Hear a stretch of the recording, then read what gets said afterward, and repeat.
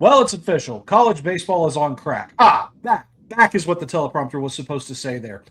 Either way, opening weekend was one for the ages, literally. Let's break it down on today's episode of College Baseball Now.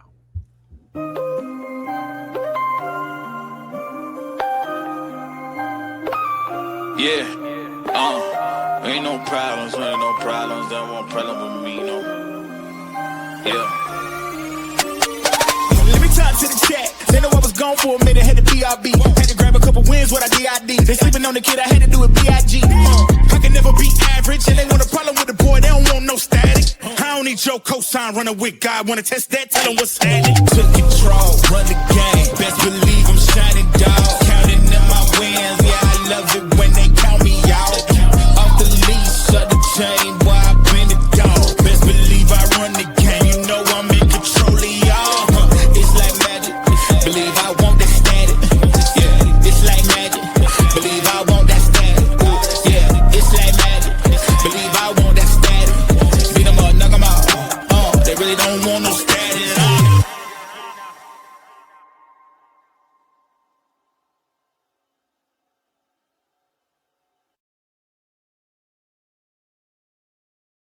College baseball now returns to the airwaves fresh off of weekend one of the 2026 NCAA College Baseball season. And boys, I don't think I'm being hyperbolic in saying eventful weekend, historic weekend, insane weekend.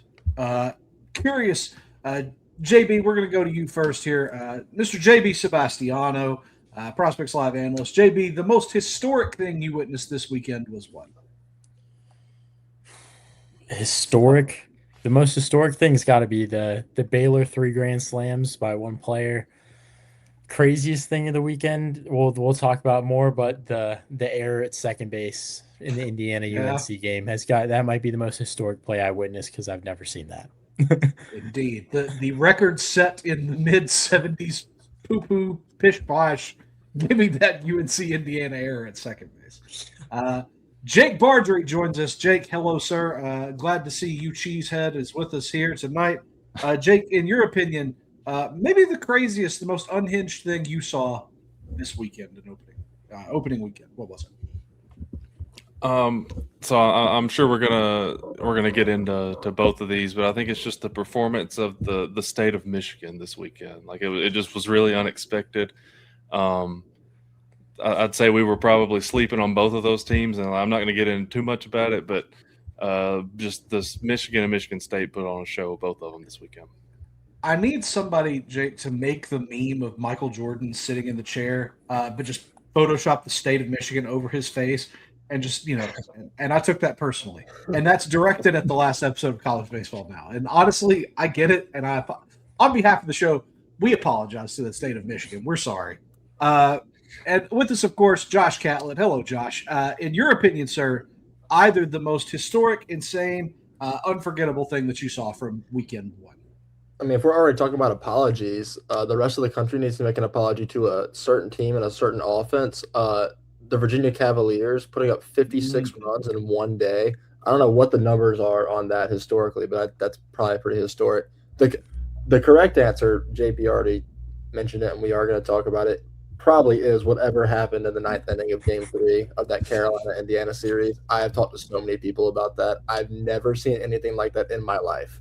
So, like that, by the definition of the word historic, that probably is the most historic thing. Chances are you could define, what did I say, historic, unforgettable, and insane. You could hit all three of those with that one moment, I want to say. Absolutely. Yeah. That's one of those things that just defines the weekend in many senses. All right, speaking of defining the weekend, if you didn't hear last episode of the show, we did our first edition of the Weekend Pick'em, and Josh, you were going to break down how we did across the 8 selections that you made in that first Weekend Pick'em. Go ahead, sir. So all of us did pretty terribly.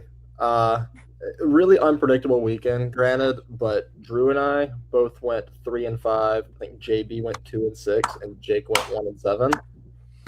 I can't clap myself for that. I mean, like I said this earlier. I can't be mad at our Nebraska pick because they went 3-0 with a run differential of like 21, but Kansas State just happened to put across like 40 something, or I think it was like 45 runs on the weekend or something, and like it's hard to beat that. There were some other weird ones you just really can't compensate for, but a win's a win. If I'm tied going into first, and if I'm tied for first going into the rest of the year, that's a win for me. That's fair. JB, looking at your slate here, you had Vanderbilt's UCSB, Oregon State, Nebraska, UNC, ECU, Louisville, Notre Dame. Which do you regret the most? Ooh. Out of the grouping, I'm probably gonna say I regret going with Vanderbilt. Probably. I think I gave good points on why I shouldn't have gone with Vanderbilt, and made sense why you'd pick them looking at the Big 12 schools, but then in the aftermath, I still wouldn't have won, but I think TCU or Arkansas would have been better picks. Should have stuck with the gut with Arkansas, but yeah, definitely Vandy. Do you want to give yourself a pat on the back, maybe like a 0.5% credit? Just pat on the back really quick for a pick that might not have panned out in the traditional sense, but you like the logic. I still stand by my UC Santa Barbara boys, and Flora came out the first game, and I thought the pitching they'd have enough to get through the rest of it, but didn't go very well, as we all know. They got close in the game tonight. Me and Josh were texting away at the end, all of us were, but didn't work out in my favor. It's a tight game for sure. Jake, same question to you, buddy. What's the one you regret the most, and which one, if you had to give yourself a pat on the back pick, like good process, bad results, what would that be as well? Yeah, I mean, for those that listened last week, I did pick Penn State in the Desert Invitational as my favorite team. Look, I do in the end. I do regret picking them because obviously it was a bad showing from the Nittany Lions. They're like, I don't think anyone would have thought that Air Force would have beaten them 15-3 to open up the weekend, and it just kind of put a sour taste in my mouth for them going forward. But I guess I do regret picking them, but I don't really regret picking Arkansas in the Shriners. Like, I think there's an argument to be made really about any of those teams that could have been the favorite, but the Arkansas team, I think I don't regret picking them at all. The pitching in the lineup just really shaped up with the matchups for me there, and it just didn't work out the way I'd hoped. They didn't look bad, but they just didn't get the most wins. I like that. Josh, did you give yourself a pat on the back anywhere? I'd like to hear one from you, sir. Pat on the back? I mean, the 3 wins, I guess. I mean, I was just looking at it, and I don't want to be that guy, but, I don't really regret any of the picks that I made, per se, because, I mean, for being honest, the farthest one off was probably Louisville, but, who would have seen that coming?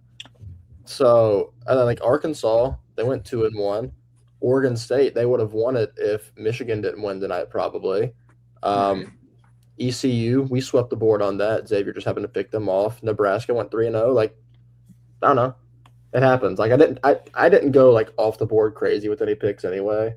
But I mean, none of us picked the Shriners, the Shriners Classic in Arlington correctly. So I mean, we can across the board say that it was a good process there. But who would have thought Oklahoma would win 3 games by 7+ runs? Right, and that kind of is an interesting topic that really will lead us into a discussion I imagine we'll have midweek with our top 25 once we get that finalized, the fresh one. I know, Josh, yours is going to release tomorrow. But, yes, really quickly for you guys at home, the one I most regret, I do regret that we had 3 sweeps. I wish that I would have had the foresight to take either Xavier or Michigan State, but I just didn't. So I'll poo-poo myself in that regard, but I will give myself credit for Stanford. Stanford looked really good, and also was very proud of the Kansas State pick. I think that's a talented team and has a lot of upside. But we'll talk about them in a moment as well. Guys, let's get into the meat of it. Lots of stuff going on. Busy weekend, as we alluded to. Historic, insane, unforgettable in many regards. Josh, we are going to start with you here. When you look and think about what stands out the most, what the biggest storyline is at the top of the fold, page 1 on the college baseball newspaper, what are you suggesting here? Number 1, I mean, I kind of want part of me wants to just talk about the Santa Barbara Southern Miss series because it was so good and lived up to the hype fully. But I think Michigan State beating Louisville in a series has to be the lead here. I mean, I think the clearly most shocking thing that happened the entire weekend for sure. I mean, Louisville looked pretty solid today and ended up pulling one out, but just their offense went stagnant over the first couple games. I mean, like they were missing Zion Rose because of an ankle injury, which is unprecedented. But I mean, one guy isn't going to make up for a 13-4 loss that they had on Saturday. I mean, Michigan State's offense looked good as a whole, but it wasn't anything like super overwhelming. They had guys like it was the Randy Seymour series, probably like we've talked about. He had the go-ahead home run in the top of the 8th on Friday to really like until that point. I didn't really think Michigan State had a shot. In my head, I'm like, there's no way they can actually pull that off. And then they ended up doing it. Next day, followed through even more. Seymour on the weekend went 5 for 13 with 2 bombs and 6 RBI. Adam Broski went 4 for 10 with a home run and a double. Didn't strike out once. It was just really good overall, like team effort hitting from them. Besides today or this morning, I guess it was. But I don't even know if that's the main storyline. I think it's just how stagnant Louisville's offense went. Like through the first 2 games, Alex Alicia was 0 for 9. Lucas Moore was only 3 for 10 with 3 strikeouts and not a single extra base hit. Jimmy Nugent went 1 for 7 with 3 strikeouts. It's just none of their guys really stepped up in any way you needed them to. And Saturday, it was just over fast. So I don't know. I think like they're like Ben Slanker did really well for Louisville. We can't bury that lead. Bayram Hot did really well. It's just like who would have seen this coming? Like it kept unfolding, and I just couldn't believe what I was watching the entire time. It's very, very clearly the biggest upset of the weekend as a whole to me. Yeah. Got to shout out our boy Mitch Stachnik, an MSU grad, calling us out on Friday in the chat on Discord, the staff chat. Well deserved. We certainly deserved it. Jake, I'm going to go to you. You were saying earlier, kind of in agreement with Josh, that if you had to put a highlight on one name for this MSU squad, it would be. Yeah, it was. I mean, it was Randy Seymour. He was kind of the force that drove that Michigan State lineup, and it really kind of shocked me that Ryan McKay was kind of the big name in that lineup coming into the weekend, and he was pretty quiet going into it, but it just kind of felt like, especially like Josh talked about in that Saturday game, they Michigan State got up big early, and like Louisville just didn't really have an answer for it. But Sunday they kind of found their footing a little bit on offense. Danilovich pitched a really good game Sunday for Louisville. I think he went 6 innings, like 9 strikeouts or something. They had some guys with multiple hits. They found their way to drive in runs. So I don't know that this is like a long-term thing for Louisville necessarily, but they definitely, surprisingly enough, looked pretty, overmatched in the first 2 games. The offense just really didn't do much. Certainly not. JB, we'll go to you. The guys have both touched on how this can't be the new status quo for Louisville. We know that we're going to get Zion Rose back eventually, but I mean, it's kind of murky right now. The outlook. All we know is that it is an ankle injury. Curious, what do you think the timeline with what we know about Zion Rose? What can we be looking at for a timeline, JB? And what do you think somewhere between what we saw day 1 and what we saw on Sunday? Where's the real Louisville?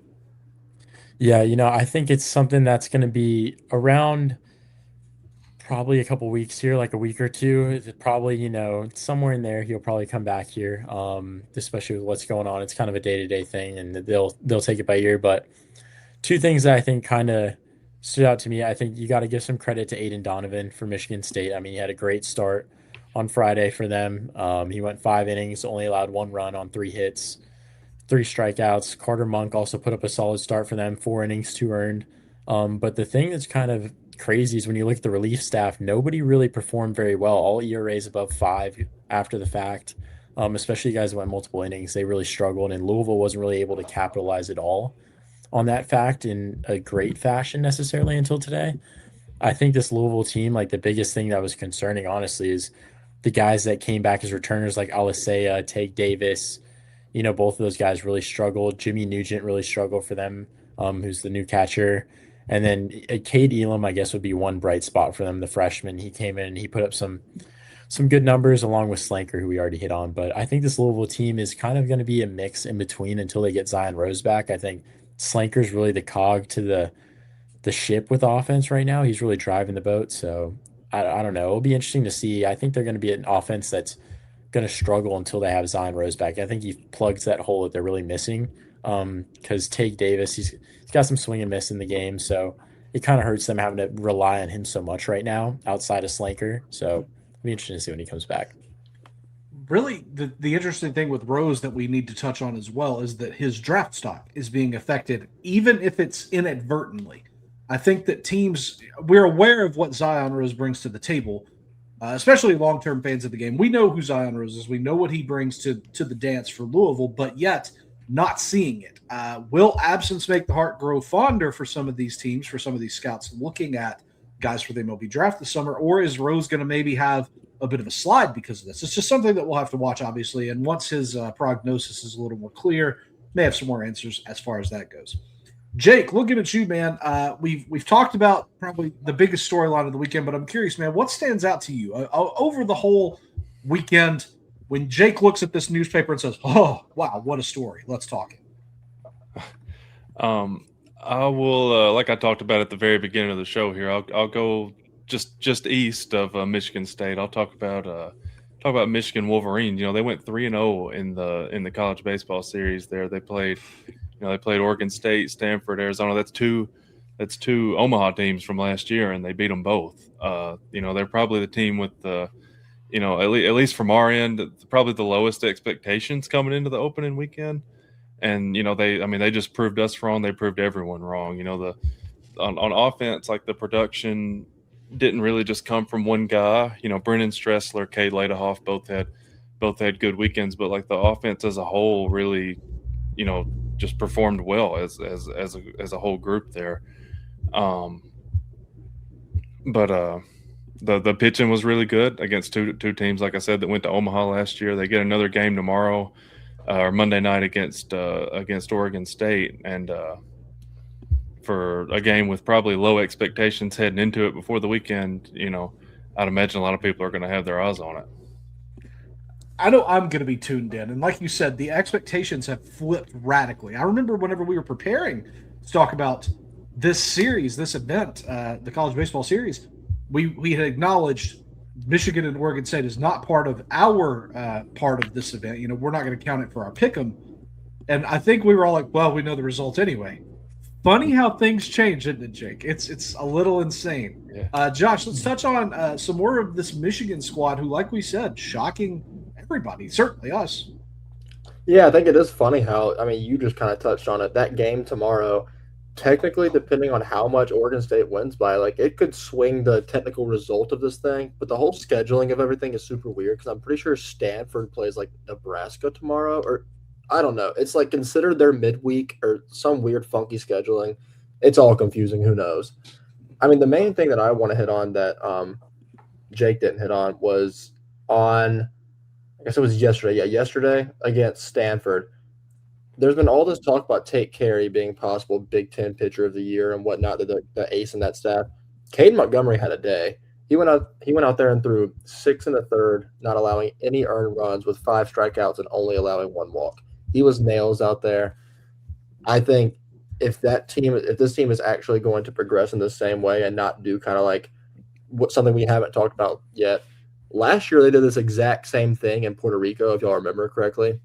They went down there and beat the preseason number 2 team in the country, Virginia, and everyone was on the Michigan train, and then they just kind of tanked.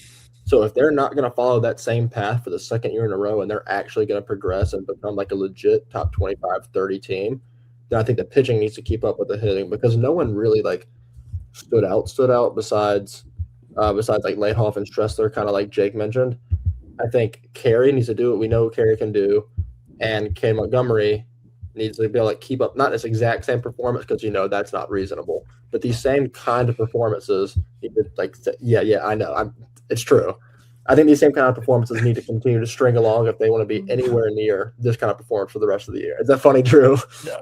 And not to piggyback off of that too, the other guy too that we forgot to mention in there too, Kurt Barr went 7 innings with 8 punch outs and 1 Got to talk about Kurt right Barr. Before that. So I think honestly it's a whole staff. That's a good point that you made, Josh, talking about Tate Carey. I was about to mention the same exact thing and talk about the other 2 guys. Tate Carey is the guy we hyped up saying, hey, he could beat Dax Whitney, and then the other 2 guys came out and shoved even better than we could have imagined. So, I think that's kind of the story of the weekend is the other two guys, Montgomery and Barr, really showing up for Michigan.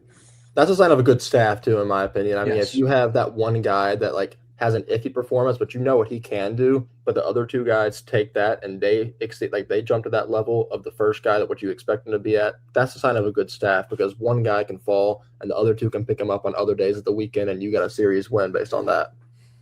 Bingo. Yes, love that. And just to kind of clarify the laughter, I think it's funny that even though we're kind of backtracking a little bit, like, listen, the state of Michigan, we apologize. Josh, I love that you kind of surmised all of our thoughts of being like, but I mean, is it really real? It's just it's really, it hit me in a good spot. I think last year has that, like, that thought is still on my mind because we've done this. We did this exact song and dance 365 days ago, and it just got us nowhere. I think it's different this time, but I mean, that's just wishful thinking, I guess. What's that definition of insanity, Josh? Doing the same thing over and over again and expecting different results. Well said. JB, we're looking at some storylines here, and I'm curious, man, what is it up and down this this list of things we could talk about theoretically that most attracted you over the weekend? Yeah, so I guess I'll bite the bullet because we almost talked about it a second ago. I'll go to the UCSB Southern Miss series. Biggest thing that stood out to me, Cade Goldstein.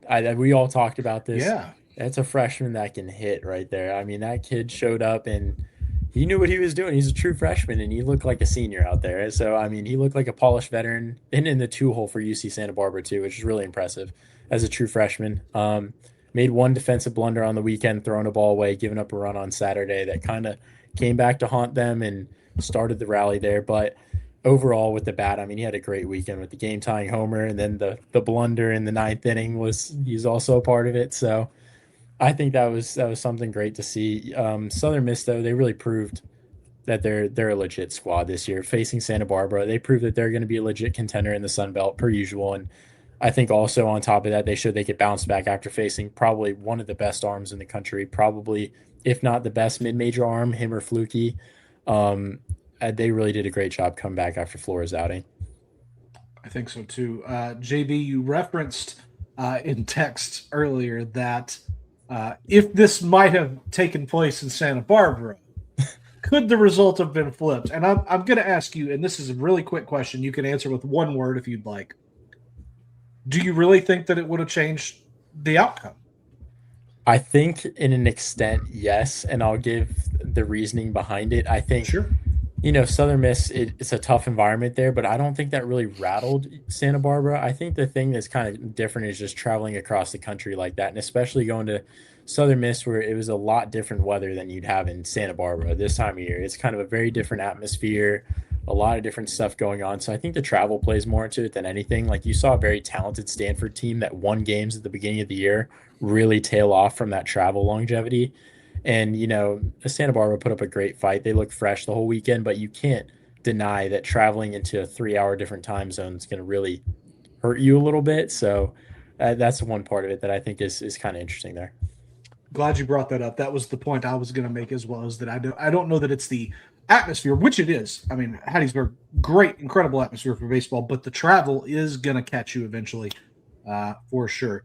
Josh, looking at this series, first of all, I will pat you on the back, Josh. Let me reach you. There you go. Over there. Pat you on the back for that. You and I did pick Southern Miss, although I will say I was a little bit more on the fence, so I'm going to defer all credit to you there. The series lived up to the hype, bro. I think that this was, as we predicted, this was the game that I could not turn off today. I had the opportunity to put on multi-view a couple times, but wanted my undivided attention on Hattiesburg. I'm curious, Josh, why do you think that is?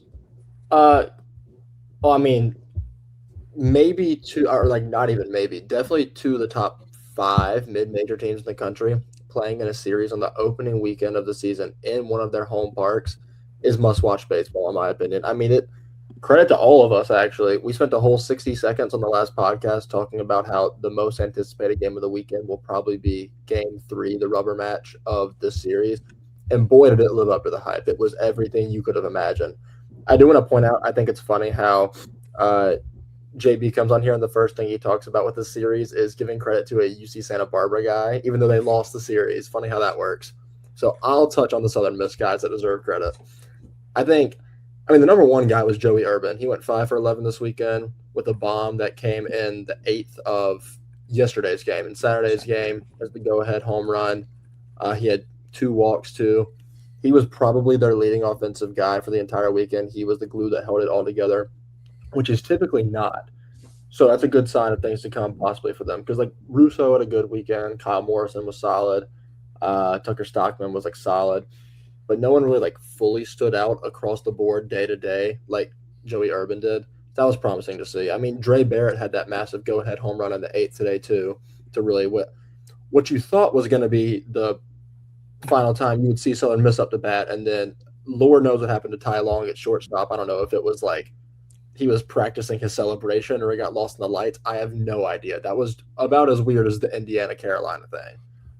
But, I mean, like – quote you earlier saying maybe the lights were literally too bright. That's what I said. Like, the lights were too bright. And then after I texted that out, I'm like, wait, literally that might be what it was. I have no idea.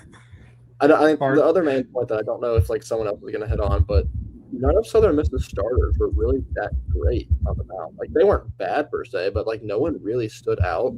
Like, today, they were, like, McCarty English had issues throwing strikes for a while today, but he got out of some jams.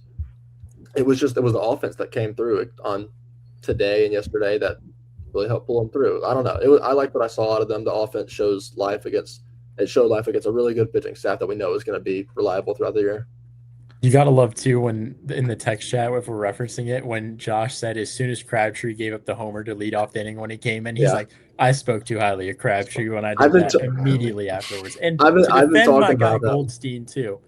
He hit 500 as a freshman with a bomb this week. Oh, no. I don't know anybody on Southern Miss who did that. So if we're talking top performer of the series offensively, I'd argue he is. It doesn't matter if he won or lost. I'm just saying. So, I mean, like, technically you're not wrong, but it's just like we come on here and we're talking about, like, we've been talking about this series for like 3 months, and the first thing is you're like, oh, Santa Barbara lost it. This one guy. I mean, like, someone's got to give props to the winning team. Put him in for Big West Freshman of the Year. That's what I'm going for right now. I'll stack it in right now. Write it down. Listen, I'll say this, JB. I didn't say it a minute ago, but it's ironic that you use the word polish to describe Goldstein, because I would too, other than that kind of flaw there with the defense. But again, for a freshman to come into Hattiesburg and play with as much poise, I like poise as maybe a good phrase for him as well for this weekend. Good stuff. Jake, obviously, buddy, you sided with JB. You took Santa Barbara, and I can't give you guff for that. Like we said, this was, in my opinion, the series of the weekend pretty handily. Jake, what do you look at and see when you talk about this series specifically? Yeah, I mean, it was definitely the series of the weekend. I think it was just really impressive. I did obviously pick UC Santa Barbara, but just like when Southern Miss gets Jackson Flores' best on Friday, I mean, he went 6 innings, 5 strikeouts, no runs, whatever. Like, he completely shut them down on Friday night, and just to see them bounce back was just really impressive to watch. I mean, I have to give my props there. But just that game 3, it was just absolute cinema. We've talked about it this whole time. I mean, it was just so much back and forth. They tied early. The UCSB goes up, and Southern Miss takes the lead. Then they go back and forth a little bit more, and then it ends just in a walk-off walk to end the game in the 9th inning. Like, what other way to end it? I mean, it was just it's a great start to the season. I mean, I don't know that I can't guarantee we're going to get a series all the rest of the year that was as more entertaining as this one, to be honest. I mean, it was a lot of fun. It's such a. This is just a sign of the pollution in my brain, Jake. But I go to pro wrestling a lot, and when booking pro wrestling after this series, you got to say, man, when we run this back in 6 months, it's going to be fire. But like, there's no guarantee. But man, wouldn't it be something to see these teams, give it 3 months from now, after the guys have warmed up and gotten progressed in the season further? That would be quite something, I think. Just a run it back series, and hell, let's run it back in California, JB. I think I'm with you on that. Let's see it in a different venue and see what that does. If the old Mississippi boys can play in California, love to see. Jake, Jake, what do you think though? Do you think that's obviously you can't just book this? The schedules are made in advance. I mean, we'd have to have some like insane luck to see this in the postseason. But that's kind of interesting to think about. Wonder what it'd look like in 3 months. Yeah, no, I mean, in 3 months, both teams are going to have their pitchers figured out. They're both going to have their, their rotation and who they want in their lineup figured out. And, I mean, I'm with you. I think it'd be fun to see, the throughout the season, then figure out who their best starters, their best lineup is, and let them just go toe to toe with their best guys. This is some crazy backtracking, by the way, because Southern Miss wins this series, and the first thing we're doing is you're being like, oh, let's see them somewhere else. Let's just see what they can do out of Mississippi. Listen, all I'm saying. Listen, I will give full credit to Southern Miss. That is a killer team who is well deserving of the spot we're going to give them in our shared top 25. Full credit. All I'm saying is I think this was a hell of a series, and I just want to see more of it. That's the point I'm making. Is man, if I could watch, if we had at least one series like this every weekend, man, what a world. And maybe there will be. I'd like to hope there will be at least. All right, let's hit through some more storylines, guys. Let's talk about some more stuff that's happened across the game. Obviously, we have alluded to it. It has made its way, to quote Jake, it has made its way into the meme Hall of Fame in the group chat. The blunder. Now you're gonna have to stop. You're gonna have to stop. The blunder defensively. Game 3, Indiana and UNC. JB, I am going to pitch this to you, as I will with a lot of UNC stuff. Walk us through this from a technical perspective, and then I'm going to throw it to Mr. Catlett to give us the color commentary. Yeah, to be honest, when you watched Indiana play defense this weekend, you almost wanted to gouge your eyes out as how bad they were defensively this weekend as a whole. I mean, we had a pitcher call a fly ball that was missed 10 feet in front of home plate. We had multiple errors at shortstop with guys just booting balls up the middle. It was brutal to watch. We had the second baseman who ends up making this error prior to that was probably 15 feet from first base, could have underhanded the ball to him and decided to lollipop flip it with his wrist. And it didn't even get there and hop before him. And the first baseman booted the ball. So we got a runner on, and then we scored because of it later on. And it was just constant plays like this over and over again. Missed fly ball and left because of lights. And then we hit peak status of the meme Hall of Fame. 9th inning. Lee Sowers is in there after pinch hitting for Cooper Nicholson. Ropes a ground ball to second. Makes a fine play, comes up, pops up, double shuffles, which was first concerning sign there, on a ball that's probably 10 feet from first base, and then just straight up spiked it right into the ground. I mean, it was like Little League out there. I'd never seen something like that in a college game in my life, and I thought when we went to Omaha and saw, I think it was Harrison Didewick in left field for Virginia who just spiked the ball, I thought that was bad. This was worse. Yeah. I mean, it was unbelievable watching that and just seeing the immediate hands on the head after the throw. What did I just do? Everybody on Indiana just not knowing what happened was insanity. And then, of course, the outcome happens with the walk-off homer by our boy Macon Winslow. How is it taking us this long to mention that? That was great. I mean, it was a great weekend for the Heels, in that aspect. I can assure you that everybody was shocked, in utter disbelief about what happened at second base, but rough weekend. Also, Aiden Stewart had 0 hits on the weekend as well. So he went over and lost in the game at second base on the last night. So it's a bad weekend for Indiana. Josh, it's not often that I say to an athlete, a college athlete, P5 college athlete, I hope you have a good week in class, and I mean it. I hope he has a good week, bro. I feel bad. And honestly, Josh, I was going to go to you for the color commentary, but JB kind of gave us the whole show there. Josh, what's the reaction to seeing this take place? Because in the group chat, full transparency, I was driving. It exploded. And I think that had to be the case for thousands of group chats across America. I mean, in real time, I was watching it as it happened, and I physically jumped out of my seat and my jaw dropped because I didn't know what I just watched. Like, a couple of my roommates were watching with me and had a similar reaction, because I think the play in general is nuts, but it's the context of it that's the biggest thing. Like, this wasn't just like 1 out, bottom of the 5th.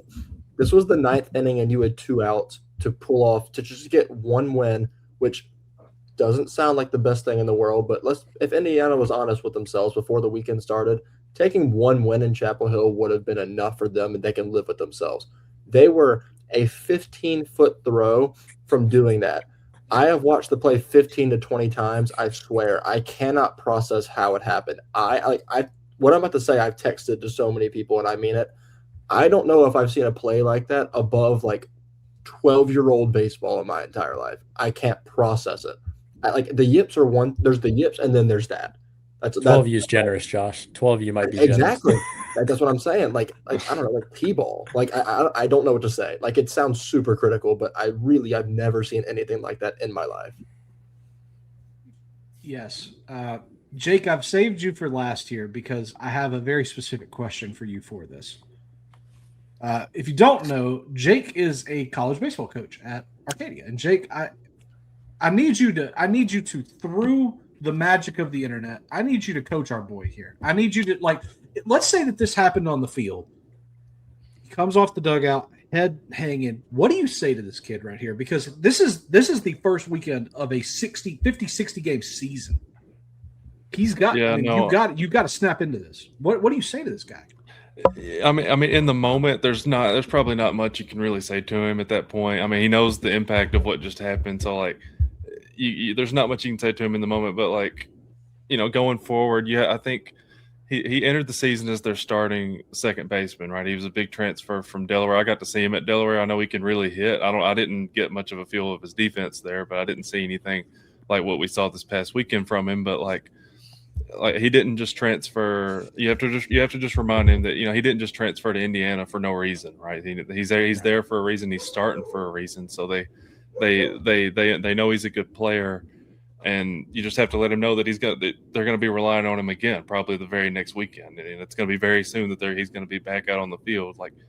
It was a tough time. He didn't hit, like JB talked about. He made the crucial error there at the end, and he's getting crushed on Twitter right now. In our group chat, he's getting crushed. So I mean, it's going to be tough for him to not take a lot of this to heart. But I mean, I think you just have to just kind of encourage him, let him know that he's there for a reason, and just they're going to be calling on him again soon, so he's got to be ready for it. Thank you, Coach. I like that a lot. I'll say this: it could be worse. I mean, I'll wear it on the chin. I screw up all the time. So don't let the fact that we are meme Hall of Faming you, don't let that affect you. You're playing college baseball. That's dope. You were people have talked about you all weekend. That's super sick. All publicity is good publicity. Could it be worse? I'm not sure it could be worse. Josh, stop. I'm sorry. The horse has Josh. This horse is into iotas. We have beaten it to death. I'm sorry. I don't think it could be worse. We're just saying things at this point. Drew just calls on me to give this inspirational thing for Aiden Stewart, and then you just say it can't be any worse than this. You hit the bottom. Job sucks. Ruined. Done. Fired. I stand on that. I don't care. I really don't know how it could be worse, but that's just, we can move on. Boy. I just have to say. If I can give one comment that is not related to the blunder this weekend to give some good light in this world onto some things for Indiana, I'll say Tony Newbick threw a great game after dealing with injuries at Mizzou. He pitched great. The stuff looked really good as a graduate guy, so happy for him. Outside of that, Jake Hanley was the only guy on Indiana that really stood out in the box, looked mature, poised in there. But that was kind of given going into the weekend. The results weren't there, but there was a lot of loud outs from Jake Hanley, and he was a tough out.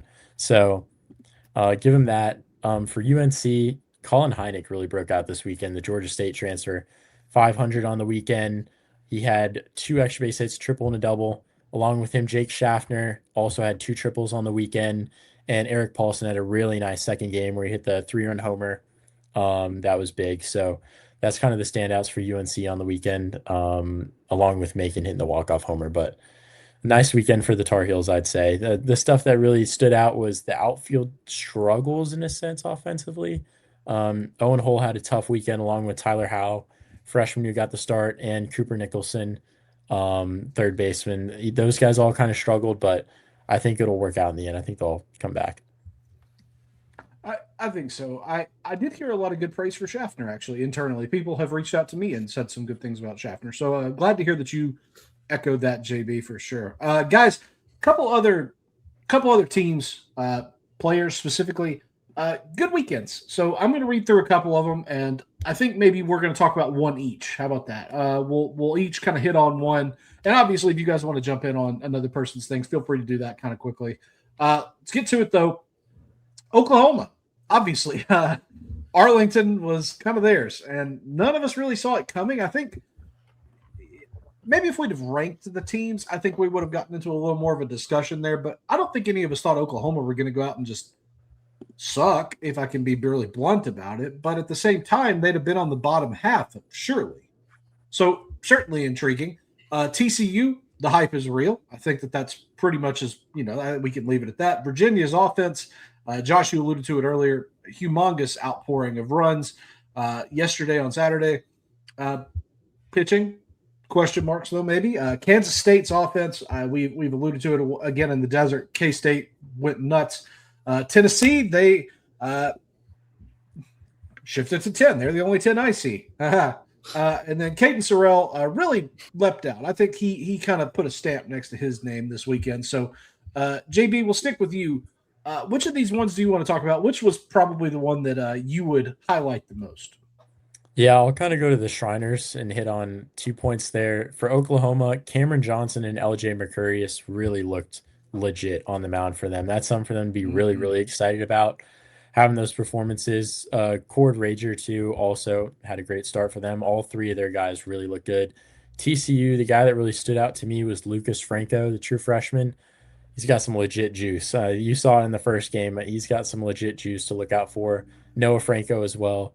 Great job shutting it down against Arkansas. So I think it'll be really interesting to see how both of those teams move forward. But both of those teams looked really, really good this weekend. I think so. You know the meme the scene from Happy Gilmore where Happy kind of turns and says, "Somebody's closer." That was honestly in my brain watching Cam Johnson pitch. Like he was closer to the zone, and look at what he did. Like I don't know. Interesting. I know when we were building out the top 100 for NCAA prospects for the draft this upcoming year, Johnson was a dude we kind of considered in that kind of 90 to 100 range. Boy, we could have been some Nostradamuses had we plugged that in. But obviously, we'll look at him later on. Josh, looking at some of these teams and players that have really emerged from weekend one, who do you like? Before I hit on my main thing, you just mentioned something I kind of just want to touch on, the Cam Johnson thing from a this year perspective and a future perspective. I think one thing that's made him significantly better is ever since he's been at LSU, he's been hitting like 98, 99. He took a little bit off that this weekend that we saw, and he was sitting in like the 93 to 96 range, but he was throwing strikes way better and way more efficiently. And that was the key to reeling everything in for him, I think. Real quickly, the thing I'll hit on, I think that stands out the most to me besides Oklahoma. I know they were playing Wagner, but Virginia scored 69 runs in this entire series this weekend. That is nuts and nice, I know. And I think the biggest part about it is not even that it was one guy or two guys that really went above and beyond. It was dispersed throughout the entire lineup. Your guy, Eric Becker, was probably the main star in this. He went 7 for 13 with 6 RBIs, only 2 strikeouts, walked a couple times. He was the key to that lineup. But, even A.J. Gracia, biggest prospect, well known as the best player on that team, he went, I think, 2 for 8 this weekend with a couple RBIs, didn't strike out once, so that's notable. He did walk 5 times, which is super, super good, but he wasn't exactly the catalyst that kept him going the entire time. So it's just overall really impressive what they did. I think another name that should be mentioned, he won't be mentioned very often, Zach Johnson's a freshman that got out there, played in his first collegiate series, and went 5 for 9 with 3 RBIs and got walked 4 times this weekend. That's super impressive. So they'll be playing more competitive teams in the future for sure, but no matter who you're playing, at 69 runs in one weekend, especially considering 56 of them were in one day, is just so nuts. It is exceptional. I mean, I think that's probably the best way to say it, an exceptional showing. If we're going to shout out Virginia, guys, I'd like to shout out my homie Griffin Enos. 3 walks, 4 runs from the freshman. Attaboy. Attaboy. Jake, looking at these teams who have kind of excelled over the weekend, who do you want to talk about? What's the one catching your eye the most? Yeah, I think for me it's going to be Kansas State. They looked absolutely dominant this weekend. To be honest, they won against Iowa, who we talked about going into the weekend, or at some point in some other episode we talked about how much pitching that they lost last year. So we didn't really know what much to expect from Iowa, but they beat them. They won against UConn, which was actually their closest game of the weekend, and then they won against Penn State by like 19 runs or something like that. But say what you want about the pitching that they face, but when you're putting up, the amount of runs that they're putting up, you have to take notice of it. And you got guys like D. Kennedy, who hit 3 homers on the weekend, 538 batting average. They had 6 other starters in their lineup with an OPS over 1,000. The offense looks for real. They look like one of the best teams in the Big 12, which there was 6 or 7 teams or something, undefeated teams out of the Big 12.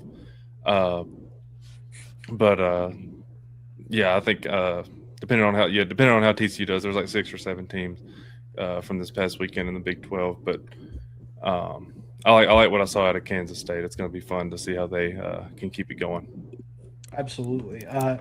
Just talking about D. Kennedy a little bit, because I feel like I've written about him, twice, obviously, thus far this weekend. Outstanding. I think that he's always going to, thus far, if I had to infer from the rest of the season, I think there's going to be a bit of a swing issue. He swings a little, he's a little aggressive, maybe a free swinger, you could say, but I love it. I love the tools he's got on display. He's a very fun player, and I think that that's going to be a guy that I gravitate towards. That fun profile, Jake, is a good one in that Big 12 landscape. We'll call it that. Tennessee obviously did really well, guys. We didn't talk about him, but Blaine Brown, unreal. Tegan Coons, Jake, our boy, looked really good. Landon Mack, our boy, looked really good. I was satisfied. Defensively, base running, but we'll see what happens. We'll see how the offense does. Caden Sorrell had a weekend. Josh, do you want to give me 10 words on Caden Sorrell? I can just read you a stat line for the weekend. He went 9 for 15 with 3 bombs, 10 RBIs, and only struck out 3 times. So I think those numbers speak for themselves. Jake, if you had to use one word to describe that stat line, what would it be? I mean, impressive, I guess, is the word I can use. It's just cool getting to see him come back and play loose without having the crazy expectations in the preseason. I think it showed. Yeah. JB, if you had to give it a word, just that stat line in one word, what are you thinking? Incredible. Yeah, he's irate. Josh, one word for the stat line, what would it be? We have impressive and incredible thus far. Outstanding. They're all synonyms. I don't know. I'm gonna say good. Good. So on the flip side of these that we've just talked about, obviously some less than savory things. Auburn. Josh. What happened? Yeah, I'll talk about it. 3-0. They're 3-0. They are 3-0, but it was the last game is what we expected from this team. This team ended up, they won 17-2, I think it was, on the last game of that doubleheader. But everyone around here is our baseball team is supposed to be the one good thing we got going for us right now. Why did we just win 2 games 2-1 against Youngstown State? It's kind of what's funny about it is it went the exact opposite way that you thought it would. If you would have told me on Thursday, Auburn's going to have 2 one-run games this weekend, predict the final score, I would have said 10-9. But they were 2-1 because the pitchers went out there and just shoved. It was a fun stat I saw somewhere. I think Lindsey Crosby is the first one that I saw put this out there. It was the most strikeouts in a series in Butch Thompson's tenure at Auburn. So in 11 years here, it's the most collective strikeouts we've had as a team. Jake Marciano went 5 innings with 12 strikeouts, no walks, 63% whiff, which is nuts. Jackson Sanders, Alex Petrovich looked really good. But it was just the offense was so inconsistent. It was my favorite part of the weekend is Eric Guevara and Bub Terrell specifically. It was the most them weekends you could possibly imagine. Because Eric Guevara went 6 for 13 with 2 doubles, but he had 4 strikeouts. Bub Terrell went 5 for 13, 3 RBI and some big spots. but 5 strikeouts, and there was a lot of chase there. It was some poor ABs. The approach wasn't great. It was just so fitting from those two guys, just so indicative. The biggest overarching thing from this weekend, the last thing I'll talk about, Chris Rembert is going to be out for like a month probably because he has, I think, a high ankle sprain is what they're diagnosing it as, sliding into second base. That's a real gut punch. And we got a tough series coming up next weekend in Arlington. We got Nebraska coming to town in a couple weeks. You just got to hope he's back by that Texas series on that second to last weekend of March. Because, I mean, that's a real tough blow. With the way the offense worked this past weekend, the catalyst being gone that early in the season is just really a blow you don't want to have to deal with. But, Butch will find a way. I believe in him. Josh, I know you study medicine in your spare time. Do you think that I could give my ankle to Chris Rembert? I don't think he would say no. I don't know how that surgery would work, but I mean, I think it's worth a good old college try. Indeed. I'll let you ask him that. Just if he's interested, he can have it. I'll text him. Okay, thank you. JB, Jake, let's talk about these other two teams. ECU, we alluded to it earlier. Obviously, it was the clean sweep for us. Upset by Xavier, though. And then Troy, as much hype as we've given them in the preseason, not a great opening weekend for them either. Jake, what do you think about these two teams? Let's ask this. Who was more disappointing between ECU and Troy, Jake? And how quickly do you think that team turns it around? I think the most disappointing of the two this weekend, I think it had to be Troy. Like they played against Mercer. It was a series that we kind of expected to be a little bit of a warm up for them going into the rest of the season, and they just didn't come out hot, and that's something that none of us really expected to happen. I think it, like, the runs allowed was pretty shocking. Like, especially in the second game, they gave up 17 runs to Mercer. It just kind of felt like, where the game just got out of hand and they started looking ahead to the next day almost. Like, the offense found its footing a little bit in the game 3, but that's definitely something to watch. They get a midweek game against Mississippi State, and then next weekend against a Campbell team that looked really good this past weekend. So, like, there's not a lot of room to continue this. I don't want to call it a slide because it was the first weekend of the season, but, like, they got some things to figure out, and they're gonna have to do it pretty quick. They need to adjust their trajectory, eh? Yeah. There you go. I like it.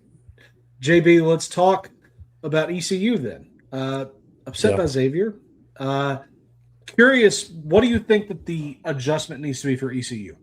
I think the biggest thing that stood out was just the bullpen and the lack of it. I think that's a thing. I guess for me, it wasn't that surprising. ECU's really struggled in the pen in the recent years. I mean, when we've always played them, it's been kind of a round robin type of deal. Whoever can come in next, you might just face one batter and you're out of the game and the next guy's in. So the pen's been really an issue. Ethan Norby on Friday really let them down. 3 2/3. The 2 earned runs on the homer kind of hurt them, especially not giving them length. Van Kempen and Weber did a decent job, but they gave them quality starts, which is what they needed. But the bullpen really let them down. I think Sean Jenkins, you might see him back in that rotation soon enough, or he's going to get more of an extended role, I think, for them. But the biggest thing that stands out was just how badly they got outslugged by Xavier. Xavier had 6 homers. ECU only had 1. It's kind of hard when a team's slugging like that, especially in a park that's really favorable to hit home runs at ECU. I think that's kind of tough for them, and that's not their game. So when you play a team like Xavier who can slug, it's hard to win those games. So that's why I got on them. For me, it wasn't necessarily a huge shock. Thought they'd win the series, but the flaws that came out made sense. They were really put on the national showcase, in a sense. Those flaws is what I mean, JB. So it's interesting that you would call attention to that. That's a good point. Anyhow, let's look ahead, guys, to the midweek. Several good games here. Josh, you've highlighted 4 games, and we're each going to give let's give a sentence each, how about, on why this midweek game is one you should tune into if you were so inclined. And I'm going to call on the guy I haven't called on first all show. I'm going to call on Drew first. Talking about Troy traveling to Starkville, Mississippi to take on Mississippi State. Jake just alluded to it. This is a big matchup for Troy because the trajectory for them is pointed downward right now. But this is a team that, as we've sort of marketed, They're always in it. Troy's kind of always in it, always around. I don't think that this is something that they are going to struggle with year long. Now, that said, Mississippi State looked, I mean, again, sort of in that Auburn tier. Well, what did I say a minute ago? They're 3-0, but off rough. All right. Just curiosities abound. And so Tuesday evening in Starkville is going to be one that I'm really curious to see what happens with. As far as I know, and you guys back me up here, as far as I know, we did not see a certain freshman pitcher for Mississippi State this weekend either. That is correct. I am circling, highlighting, and starring that game for Tuesday night watching if I can't make it to the park. So, Josh, I'm curious. Tuesday night, you've got something going on, don't you? I'm about to say, speaking of making it to the park, I will be at the Auburn-Cincinnati game on Tuesday. I'll be covering it from Auburn's glorious press box that is so far down the right field line you can barely see the game, but that's okay.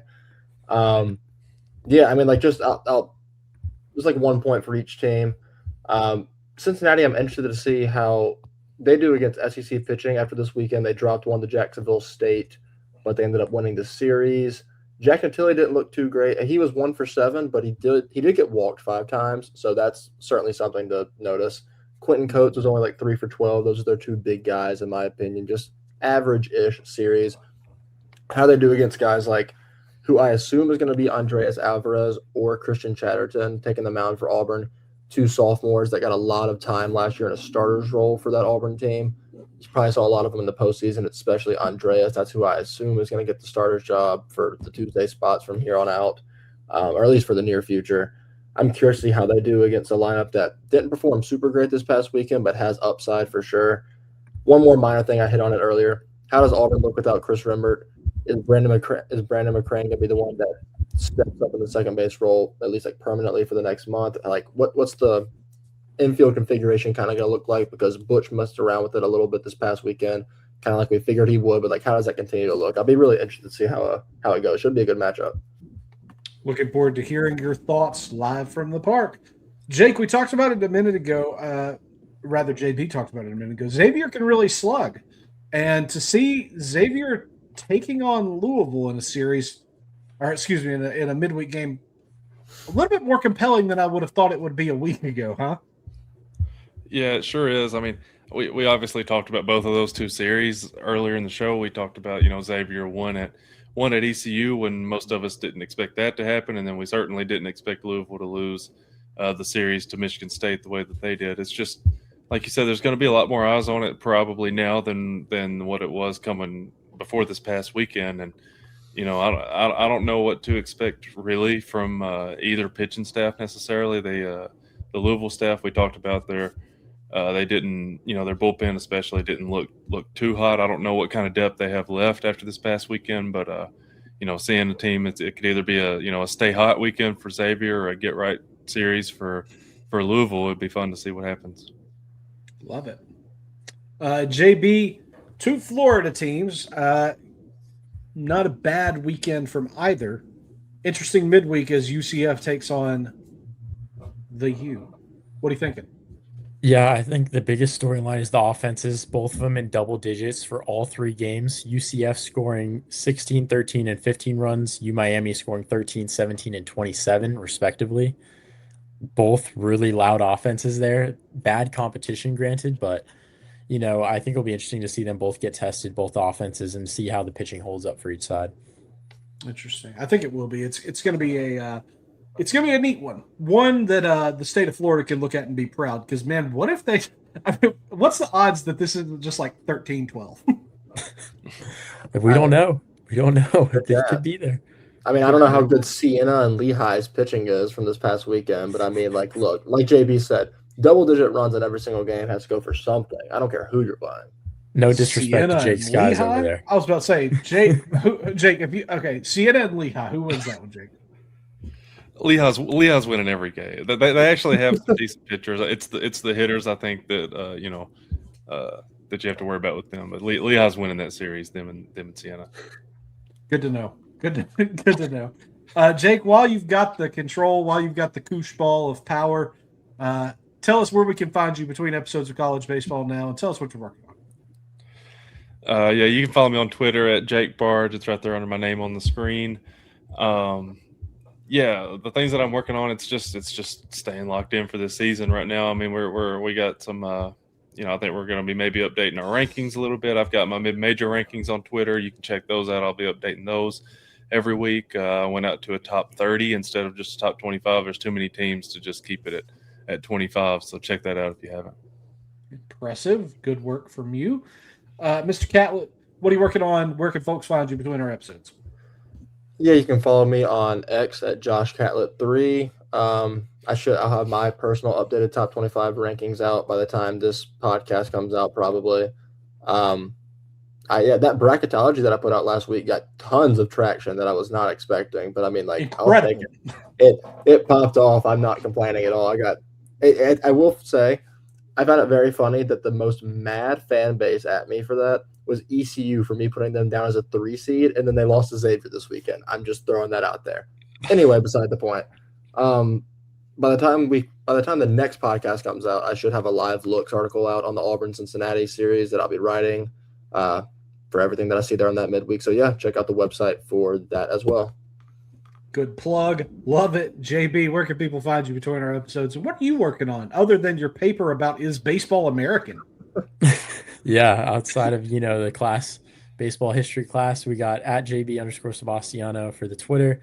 Just released my prep 2.0, which came out the other day.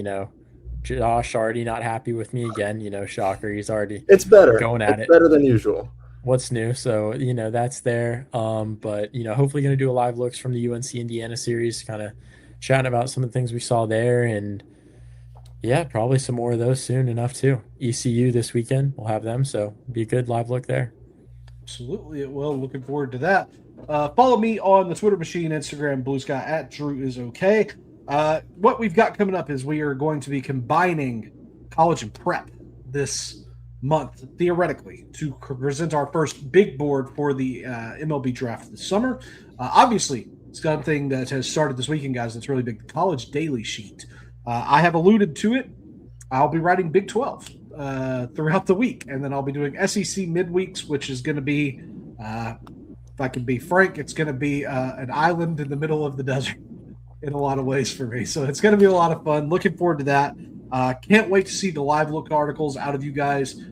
Proud of all of you and the stuff you're releasing on your Twitter. It's good stuff. Obviously, also, our updated top 25 as a crew, podcasting crew, is going to be out later this week as well. And we will be back later in the week to talk about weekend 2 and to get to our weekend pick'em. But until then, for the boys, I'm Drew, and we will see you next time on College Baseball.